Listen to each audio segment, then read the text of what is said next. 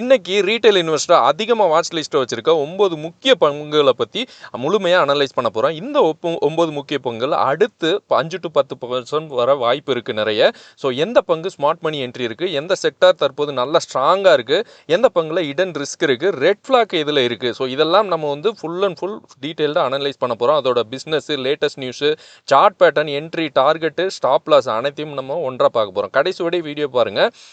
என்னோட டாபிக் இதில் எது அப்படிங்கிறத கடைசியாக வீடியோவில் சொல்கிறேன். வாங்க வீடியோக்குள்ளே போகலாம். ஃபஸ்ட்டு வந்து நம்ம ஸ்டார்ட் பண்ணுறது வந்து ரெனவபிள் எனர்ஜி செக்டரில் இருக்க ரீட்டைல் இன்வெஸ்டர் அதிகமாக வச்சிருக்க ஐநாக்ஸ் விண்டை பற்றி பார்த்துடலாம். ஐநாக்ஸ் விண்டு அப்படின்னு சொன்னாலே நிறைய ரீட்டைல் இன்வெஸ்டரோட ஃபேவரட்டாக தான் இப்போ வரைக்கும் இருக்குது. ஸோ இந்த பங்கில் வந்து ஒரு இடன் ரிஸ்க் இருக்குது. என்னென்னா இது வந்து ஹை வொலாட்டிலிட்டி இருக்குது. அதேமாதிரி இது எந்த அளவுக்கு மேலே போகுதோ அந்த அளவுக்கு ப்ராஃபிட் புக்கிங்கும் நடக்குது. அதேமாதிரி எக்ஸிக்யூஷன் ரிஸ்க்கும் இந்த கம்பெனியில் இப்போதைக்கு ரீசெண்டாக இருக்குது. இதோட பிஸ்னஸ் சொன்னீங்கன்னா விண்ட் டர்பைன் மேனுஃபேக்சரர், இது எல்லாருக்குமே தெரிஞ்சது தான். ஆர்டர் புக் வந்து நிறைய பேர் நல்ல ஸ்ட்ராங்காக இருக்குது. ஒன் ஆஃப் தி ஸ்ட்ராங்கஸ்ட் செக்டார்னா இப்போதைக்கு இதுதான். எஃப்ஐ வந்து பாருங்கள் எந்த அளவுக்கு இன்க்ரீஸ் ஆகிட்டு இருக்காங்க அப்படின்னு. எஃப்ஐ வந்து நல்ல டிமாண்டில் பல்காக உள்ள என்ட்ரி கொடுத்துட்டு இருக்காங்க. அதேமாரி மியூச்சுவல் ஃபண்டு நல்ல என்ட்ரி கொடுத்துட்டு இருக்காங்க. ஸோ இதில் வந்து நான் பார்த்த வரைக்கும் டெப்ட் வந்து குறைச்சிருக்காங்க. இது பாசிட்டிவ். ஸ்டாக் பி பாருங்கள் அதே தான் இருக்குது. இது ஓகே தான். இன்ட்ரெஸ்டிங் வேல்யூ இதை கம்பேர் பண்ணது கொஞ்சம் அதிகமாக இருக்குது. மற்றபடி இந்த ஸ்டாக் வந்து நல்ல வேல்யூவேஷனில் தான் காமிக்கிறாங்க. இன்னொன்று டெப்ட் 3 years டெப்ட் வந்து கொஞ்சம் கம்மியாக இருக்குது. இதோட சார்ட்டை பார்த்துடலாம். ஆக்சுவலாக இது வந்து ஒரு யூ ஷேப் மாதிரி ரெக்கவர் ஆகிருக்கு ஐநாக்ஸ் விண்டு. இதோட ஓவரால் சார்ட்டு இது வந்து வீக்லி டைம் ஃப்ரேமில் இருக்குது. இப்போதைக்கு வந்து ஒரு பிரேக் அவுட்டுக்காக நிற்கிது. இது பார்த்தாலே தெரியும். இது வீக்லி டைம் ஃப்ரேம். ஒரு ட்ரெண்ட் லைன் போட்டோன்னா இது வந்து ஸ்லோப்பாக இருக்குது. இது வந்து பிரேக் அவுட் கொடுத்து ஒரு 200 day மூவிங் அவரேஜிங் இருக்குல்ல. ஸோ அதை பிரேக் பண்ணி மேலே போச்சு அப்படின்னா நல்ல ஒரு சென்டிமெண்ட் இருக்கும். ஏன்னா திரும்ப வந்து ரிட்ரேஸ்மெண்ட் வருதுன்னு வைங்க, இந்த ட்ரெண்ட் லைனை எகெயின் ஃபாலோ பண்ண சான்ஸ் இருக்குது. ஸோ இது இவ்வளோ தான் என்னால் டீட்டெயிலாக சொல்ல முடியும். நீங்களே சார்ட்டை ஓப்பன் பண்ணி பாருங்கள். ஏன்னா நமக்கு வந்து கொஞ்சம் பாலிசி ரிஸ்க் இருக்குது யூடியூப்ல. ஸோ அடுத்த ஸ்டாக் வந்து சுஸ்லான் எனர்ஜி. ஸோ இந்த ஸ்டாக் வந்து இதுவுமே ஒரு ரொம்ப முக்கியமான கம்பெனி, இந்தியாவோட leading wind turbine manufacturer. So நமக்கு வந்து ஐநாக்ஸ் விண்ட் எந்த அளவுக்கு ஃபேவரேட்டாக இருக்கோ இதையும் நம்ம ரீட்டைல் இன்வெஸ்டருக்கு நிறைய ஃபேவரேட்டாக இருக்குது. பட் இதுலேயுமே இடன் ரிஸ்க் இருக்குது.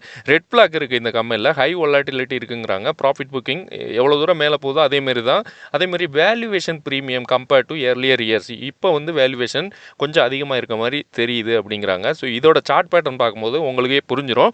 இதில் வந்து கரண்ட் ப்ரைஸ் வந்து 56 ரூபாயில் இருக்குது. இன்ட்ரெஸ்டிங் வேல்யூ 65 ரூபாய் இருக்குது. ஸோ இது வந்து கம்பேர் பண்ணும்போது கொஞ்சம் அண்டர் வேல்யூட தான் காமிக்கிறாங்க. ஸ்டாக் பி வந்து 37 இருக்குது. பட் இது பாருங்கள், ஸ்டாக் பி இண்டஸ்ட்ரி பி 37 இருக்குது. ஸ்டாக் பி வந்து 24 இருக்குது. இதை பார்க்கும்போது நல்ல டிமாண்டில் இருக்க மாதிரி தான் தோணும். 3 years டெப்ட் பார்த்தாலுமே அது வந்து நல்லா கம்மி பண்ணியிருக்காங்க. இது வந்து இந்த கம்பெனி ஓவரால் சார்ட் பார்க்கறதுனா நல்லா தான் இருக்குது. எஃப்ஐ வந்து கிராஜுவலாக கூடுறாங்க. இதோட கீ ரேஷியோ நல்லா இருக்குது. ரீட்டைலர்ஸ் வந்து கொஞ்சம் கம்மியாகிறாங்க. அதுவுமே பாசிட்டிவ் தான். அது ரொம்ப கம்மியாகலை. ரெனவபிள் எனர்ஜி தீம் வந்து இந்தியாவில் நல்லா ஸ்ட்ராங்காக இருக்குது. இதில் வந்து ஸ்ட்ராங் இன்ஸ்டிடியூஷனல் பார்ட்டிசிபேஷன் நல்லாவே இருக்குது. லாஸ்ட் ஃபியூ குவார்ட்டர்ஸாக மியூச்சுவல் ஃபண்டும் நல்லா அவங்களோட ஸ்டேக்கை வந்து இன்க்ரீஸ் பண்ணுறதா சொல்கிறாங்க. ரீட்டைல் பார்ட்டிசிபேஷனும் கொஞ்சம் அதிகமாக இருக்குது. இதை பார்த்தாலே தெரியும். பட் அவங்க வந்து கொஞ்சம் அட்ஜஸ்ட் பண்ணும்போது நமக்கு வந்து பாசிட்டிவ் சென்டிமெண்ட் இருக்குது. இதோட சார்ட் பேட்டர்ன் பார்த்தா அவங்களுக்கே புரிஞ்சிடும். இது வந்து சுஸ்லான் எனர்ஜி. இதில் வந்து ஒரு வீக் நான் வந்து இங்கே ஃபஸ்ட்டு ஜூம் பண்ணி காமிச்சிடுறேன். இது வந்து இப்போதைக்கு பிரேக் அவுட் கொடுத்து மேலே தான் நிற்கிது. இது வந்து மந்த்லி டைம் ஃப்ரேமில் இருக்குது. ஓகே, நான் எதுக்காக மந்த்லி டைம் ஃப்ரேம் வச்சுன்னா, மந்த்லி டைம் ஃப்ரேமில் இது வந்து பிரேக் அவுட் கொடுத்து மேலே நிற்கிது. ரிட்ரேஸ்மெண்ட் இந்த லைனை மேபி டச் பண்ணிவிட்டு கூட மேலே போகும், இல்லை அப்படியே கூட மேலே போகும். அது நம்ம ப்ரெடிக்ட் பண்ண முடியாது. பட் இதில் வந்து நீங்கள் ஒன்று பார்க்கணும். இந்த ஸ்டாக் வந்து ஒரு காலத்தில் எங்கே இருந்திருக்குன்னு பாருங்கள். அந்த ஐபிஓக்கு அப்புறம் இனிஷியலாக வந்த டைமில் 423 ரூபா வரைக்கும் போயிருக்கு 2007லலாம். அதுக்கப்புறம் கீழே படுத்தது தான் எங்கே வரைக்கும் 13 ரூபா 5 ரூபா அந்த ரேஞ்சில் போயிட்டு பென்னி ஸ்டாக்காக மாறிட்டு இப்போதைக்கு இந்த அளவுக்கு ஹை டிமாண்ட் ஆகிருக்கு. கிட்டத்தட்ட இது பாருங்கள் 2023ல் 10 ரூபா 5 ரூபாயில் இருந்த ஸ்டாக்கு இப்போ வந்து 56 ரூபாய் இருக்குது.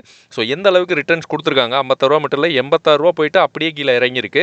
ஸோ இந்த ஸ்டாக்கு இப்போதைக்கு நல்ல டிமாண்டில் இருக்குது. இன்ஸ்டிடியூஷனல் ஃபேவரட்டாக இப்போதைக்கு இருக்குது. இன்னொன்று ரீட்டைலர்ஸும் இது உள்ள நிறையவே இருக்காங்க. இதோட மார்க்கெட் கேபிட்டல் வந்து 76,000 கோடி இருக்குது. ஸோ அடுத்த பங்கு வந்து பேங்க் ஆஃப் மகாராஷ்டிரா. ஸோ இந்த ஸ்டாக் வந்து ரொம்ப ஃபேவரட்டாக இருக்குது. எதனாலனா இவங்க வந்து டிவிடெண்டும் தராங்க. அதுக்கப்புறம் இப்போதைக்கு இதோட ஃபேவரட் வந்து மியூச்சுவல் ஃபண்ட், அதாவது இன்ஸ்டிடியூஷனல் பிளே வந்து நல்லாவே இருக்குது. அதேமாதிரி எஃப்ஐஎம்ஏ சூப்பராக சூப்பராக பை பண்ணிக்கிட்டு இருக்காங்க. இதோட ஹோல்டிங்ஸ்லாம் எந்த அளவுக்கு ஏறி இருக்கு பாருங்கள். ஸ்டாக் பி வந்து ஓரளவு நல்ல மாடரேட்டாக தான் இருக்குது. இவங்களோட இன்ட்ரெஸ்டிக் வேல்யூவோட கரண்ட் ப்ரைஸ் வந்து கம்மியாக இருக்குது. இதுவுமே ஒரு ஃபேவரட்டான ஒரு விஷயம். அதேமாதிரி டெப்ட் எக்யூட்டி இவங்களுக்கு கொஞ்சம் அதிகமாக இருக்குது. அது மட்டும் தான். நீங்கள் வந்து இது பேங்க்கு அப்படிங்கிறதுனாலயா அப்படின்னு தெரில. நீங்கள் வந்து HDFC பேங்க் எந்த பேங்க் கம்பேர் பண்ணாலும் இந்த ரேஞ்சில் தான் இருக்குது. 68,000 கோடி மார்க்கெட் கேபிட்டல் இருக்குது. டெப்ட் வந்து 3,80,000 கோடி இருக்குது. அதாவது போன 3 இயர்ஸ் டெப்ட்டை விட இது அதிகமாக இருக்குது. இது வந்து கொஞ்சம் நெகட்டிவாக எனக்கு தெரியுது. பட் இவங்க வந்து கடன் கொடுத்து கடன் வாங்குறாங்க. இன்னொன்று PSUs பேங்க்கு. ஸோ இன்ஸ்டிடியூஷனல் ஃபேவரட்டாக இப்போதைக்கு இருக்குது. இதில் வந்து ரிஸ்க்கு அப்படின்னா RBI பாலிசி மட்டும்தான், வேறு ஒன்றும் பெருசாக ஒன்றும் இல்லை. பட் இந்த ஸ்டாக் வந்து சீப்பாக தான் இப்போதைக்கும் கிடச்சிக்கிட்டு இருக்கு. இந்த ஸ்டாக் வந்து 88 ரூபாயில் இருக்குது. பட் இதுலேயுமே பாருங்கள், வீக்லி டைம் ஃப்ரேமில் வச்சுருக்கேன். இதோட ஆல் டைம் ஹை அந்த ரேஞ்சில் இருக்குது. ஆல் டைம் ஹை பக்கத்தில் இருக்குது. ஸோ இதை கட் பண்ணிச்சுன்னா அடுத்த ரேலி இருக்குமா? ஏன்னா அந்த அளவுக்கு இதில் இருக்க ரீட்டைலர்ஸ் எல்லாம் வெளியில் போயிட்டு இருக்காங்க. ஏன்னா ப்ராஃபிட் புக்கிங் நடந்துகிட்டு இருக்கு. அதனால மியூச்சுவல் ஃபண்டும் FIஐ வாங்கிட்டு இருக்காங்க. இந்த ஸ்டாக் வந்து டிவிடெண்ட் கொடுக்கறதுனால ரொம்ப ஃபேவரட்டாக இருக்குது. IDFC bank. ஸோ இந்த ஸ்டாக்குமே நிறைய பேர் மாட்டிக்கிட்டாங்க ரீசெண்ட் டைமில். சார்ட் இங்கே இருக்குது பாருங்கள். இந்த இடத்துல வாங்கிட்டு கிட்டத்தட்ட 84 அந்த ரேஞ்சில் இருந்து அப்படியே கீழே இறங்குனது. இப்போ வந்து திரும்ப அதே ரேஞ்சுக்கு போயிட்டுருக்கு. இதெல்லாம் வந்து நல்லது தான், நல்ல விஷயம் தான், நல்ல ஹெல்த்தியான விஷயம் தான். இதுலேயுமே ரிஸ்க் அப்படின்னா பேங்கிங் செக்டர் சென்டிமெண்ட் வந்து எப்படி இருக்குன்னு தெரில. RBI பாலிசி இம்பாக்ட் இருக்க சான்ஸ் இருக்குங்கிறாங்க. அது ஏதாச்சும் வந்துச்சு அப்படின்னா NIM ப்ரெஷர் இருக்கும் அப்படிங்கிறாங்க. மற்றபடி அசட் குவாலிட்டி இதெல்லாம் இம்ப்ரூவ் ஆகிட்டு தான் இருக்குது அப்படிங்கிறாங்க போன குவார்ட்டர் கம்பேர் பண்ணும்போது. ஸ்ட்ராங் இன்ஸ்டிடியூஷனல் ஓனர்ஷிப் இருக்குது இந்த கம்பெனிக்கு. ஸோ இதில் வந்து 69,000 கோடி மார்க்கெட் கேபிட்டல் இருக்குது. இவங்க ஸ்டாக் பி வந்து கொஞ்சம் அதிகமாக தான் இருக்குது. இந்த அளவுக்கு ப்ரைஸ் வந்து கீழே இறக்கி விட்டு ஏற்றிருக்காங்க. 60 ரூபாயில் இருந்துச்சு ஒரு 2-3 மாதத்துக்கு முன்னாடி. இப்போ வந்து 80 ரூபாயாக இருக்குது. ஸ்லோ மூவராக இருந்தாலும் அந்த அளவுக்கு ஸ்ட்ராங்காக மேலே போயிட்டுருக்கு. ஸோ இந்த ஸ்டாக் வந்து இதுலேயுமே இந்த கடன் பாருங்கள், டெப்ட் தாங்க ஒரு கன்சர்னாக இருக்குது. இது அதிகமாக தான் இருக்குது. பேங்கிங் செக்டரில் எல்லாமே இந்த ஒரு பிரச்சனை இருக்குது. ஏன்னா அவங்க வந்து கடன் கொடுத்து கடன் வாங்குறதுனால இது பிரச்சனை கிடையாது. ஏன்னா இது வந்து பப்ளிக் மணியை தான் இவங்க வந்து ரொட்டேஷன் பண்ணிகிட்டு இருக்காங்க. இடனா சொல்லணும்னா அதான் உண்மை. ஸோ இன்ட்ரெஸ்டிங் வேல்யூ வந்து 56 ரூபாய் இருக்குது. இதுவுமே கொஞ்சம் ஓவர் வேல்யூஷன் தான் காமிக்கிறாங்க. இந்த அளவுக்கு மேலே வருதுனாலயா அப்படின்னு தெரில. பரவாயில்ல, இந்த கம்பெனியில் நல்ல ஒரு டிமாண்டில் தான் இருக்க கம்பெனி. இவங்க வந்து இப்போதைக்கு ஒரு ரெசிஸ்டன்ட் பாயிண்டில் இருக்குது. ஸோ இதெல்லாம் கொஞ்சம் கீழே வந்தால் தான் இன்னுமே ஒரு 200 மூவரேஜ் வந்துச்சுன்னா நல்ல ஒரு என்ட்ரி ஜோனாக இருக்கும் அப்படின்னு பார்க்கலாம். NHPC. ஸோ இந்த கம்பெனியுமே ரொம்ப டிமாண்டில் இருக்க ஒரு கம்பெனி. பவர் செக்டர் வந்து இன்னுமே பாசிட்டிவாக தான் இருக்குது இந்தியா பொறுத்த வரைக்கும். ஸோ இந்த கம்பெனி வந்து 80 ரூபாயில் இப்போதைக்கு ட்ரேட் ஆகிட்டு இருக்கு. ட்ரெண்ட் லைனை விட இப்போ மேலே கட் பண்ணி மேலே தான் போயிட்டு இருக்கு. இங்கேயுமே ஒரு ரெசிஸ்டன்ட் பாயிண்ட் இருக்குது 82. அதை விட்டால் 86 ரூபாய் 87 ரூபாயில் ஒரு ரெசிஸ்டன்ட் பாயிண்ட் இருக்குது. இதில் வந்து ரிஸ்க் என்னென்னா இது வந்து ஸ்லோவாக தான் மூவ் ஆகும். அது மாதிரி மன்சூன், அதாவது இது வந்து லார்ஜஸ்ட் ஹைட்ரோ பவர் PSU கம்பெனியில் ஹைட்ரோ பவர் எடுக்கிற ஒரு கம்பெனி. ஸோ அதனால இந்த பவர் ஜென்ரேஷன் பண்ணும்போது ஒரு டைமில் தான் சைக்கிளிக்காக தான் இந்த கம்பெனிக்கு வந்து இந்த ஆர்டராக இருக்கட்டும், இது இவங்களோட தீம் நல்லா இருக்கும் அப்படின்னு சொல்கிறாங்க. கவர்மெண்ட் பாலிசி ரிஸ்க்குமே இருக்குது. இவங்க வந்து சோலார் எக்ஸ்பென்ஷன் பண்ணிகிட்டு இருக்காங்க. ஹைட்ரோ ப்ராஜெக்ட்ஸ் நிறையவே இருக்குது. இருந்தாலும் ஒரு சைக்கிளிக்கில் தான் இதெல்லாம் ரொட்டேஷன் ஆகும். அதேமாதிரி இதோட ஸ்டாக்குமே அந்த மாதிரி தான் ஸ்லோ மூவராக தான் இருக்குது. பட் இதில் என்ன நல்ல விஷயம் அப்படின்னா டிவிடெண்ட் வந்து 2.37% கொடுக்குறாங்க. ஸோ இது வந்து பாசிட்டிவ். இன்ட்ரெஸ்டிங் வேல்யூ வந்து 42 இருக்குது. கரண்ட் ப்ரைஸ் வந்து 80 ரூபாயில் இருக்குது.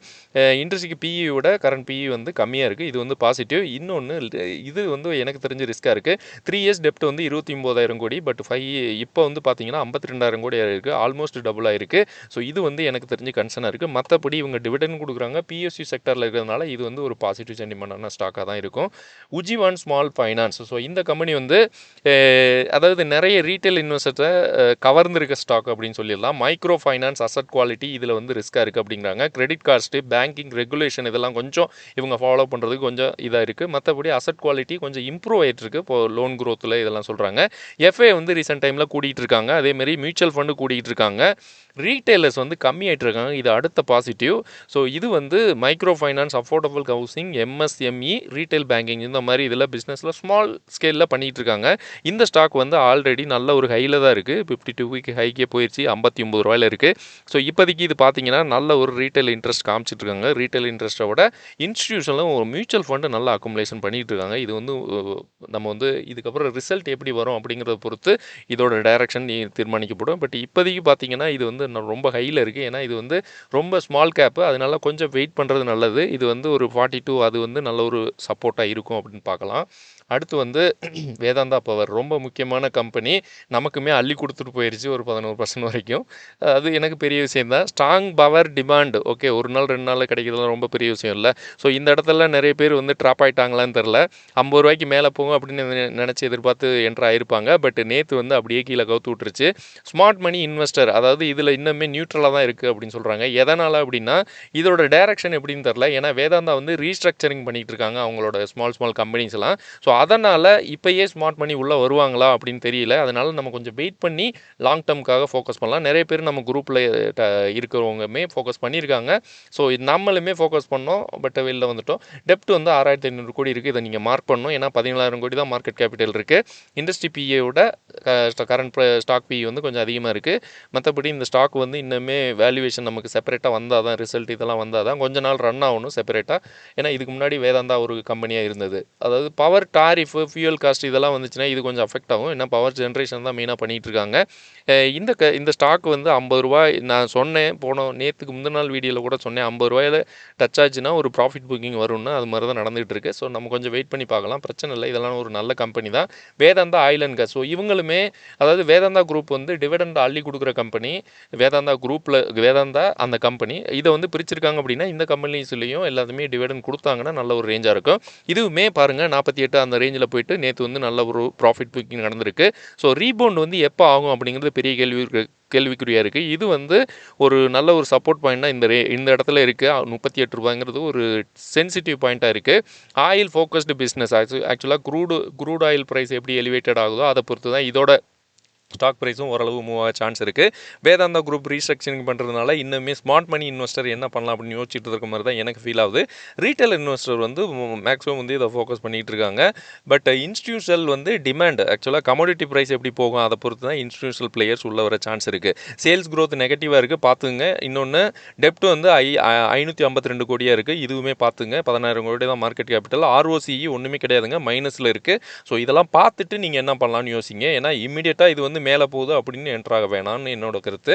Vedanta iron and steel, so இந்த கம்பெனியுமே பாருங்கள் 20 ரூபாயில் இருந்த ஸ்டாக் நம்ம குரூப்லாம் ஒருத்தர் வந்து 40-50% வரைக்கும் ப்ராஃபிட் எடுத்திருக்குன்னு சொல்கிறாரு. 46 ரூபா 45 ரூபா வரைக்கும் போயிட்டு அப்படியே கீழே இறங்கியிருக்கு. நேற்று வந்து நல்ல ஒரு கரெக்ஷன் ப்ராஃபிட் புக்கிங் லோயர் சர்க்கியூட்டே வந்துருச்சு. இதுவுமே steel demand, infrastructure spending, global metal prices, so என்ன தான் இருந்தாலும் ஸ்டீல் ரிலேட்டடாக நிறைய கம்பெனிஸ் இருக்குது நம்ம ஊரில், நம்ம நாட்டில். ஸோ அதெல்லாம் ஏற்ற இது எதுக்காக ஏறிக்கிட்டு இருக்குது அப்படின்னு தெரில. சைனா டிமாண்ட் வந்து மேபி இங்கே வந்துச்சு அப்படின்னா அது கூட அஃபெக்ட் ஆகும்.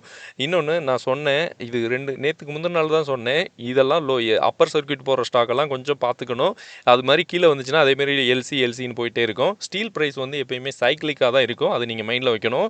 ஏன்னா அப்போ அந்த செக்டார் மொமெண்டம் இருக்கும் போது தான் இந்த மாதிரி ஸ்டாக்கெல்லாம் நல்லா போகும். ஸோ இப்போதைக்கு இது வந்து டெப்ட் கொஞ்சம் கம்மியாக இருக்குது, டெப்ட் ஃப்ரீயாக இருக்குது, ஒரு பாசிட்டிவாக இருக்குது.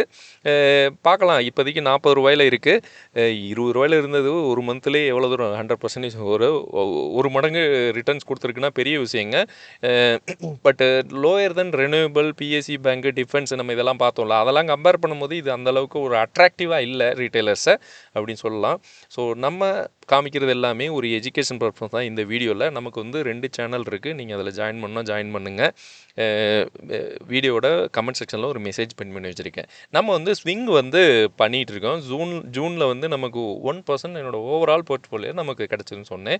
ஜூலையில் வந்து லோட் ஆகிட்டு இருக்குங்க. ஓவரால் மந்த் எண்டில் நம்ம வந்து சொல்லுவோம் எவ்வளோ தூரம் இருக்குன்னு. டெக்னோஇ இப்போ வரைக்கும் வேதாந்தா பவர் இவ்வளவு கிடச்சிருக்கு. பட் இப்போ பார்க்கலாம், நம்ம வந்து ஓவரால் போர்ட்ஃபோலியோ கால்குலேட் பண்ணும்போது அந்தளவுக்கு வராது. என்னோட டாபிக்ஸ் இந்த 9 வீடியோவில் நான் என்ன சொல்லுவேன்னா, ஐநாக்ஸ் விண்டு தான் குட் ஸ்விங்கு, அதுக்கப்புறம் சுஸ்லான் எனர்ஜி இருக்குது. மகாராஷ்டிரா பேங்க் வந்து எதுக்காகனா இப்போதைக்கு இன்ஸ்டிடியூஷனல் பிளேயர் வந்து ரொம்ப டிமாண்டில் காமிச்சிட்டு இருக்காங்க. ரீட்டைல் வந்து ரொம்ப கம்மியாக இருக்க மாதிரி எனக்கு ஃபீல் ஆகுது. டிவிடெண்டும் கொடுக்குறாங்க. ஸோ இதனால தான் நான் சொல்கிறேன். அடுத்த வீடியோவில் பார்க்கலாம். வீடியோ பிடிச்சிருந்தால் லைக் பண்ணுங்கள், கமெண்ட் பண்ணுங்கள், உங்கள் ஃப்ரெண்ட்ஸுக்கும் ஷேர் பண்ணுங்கள். நன்றி.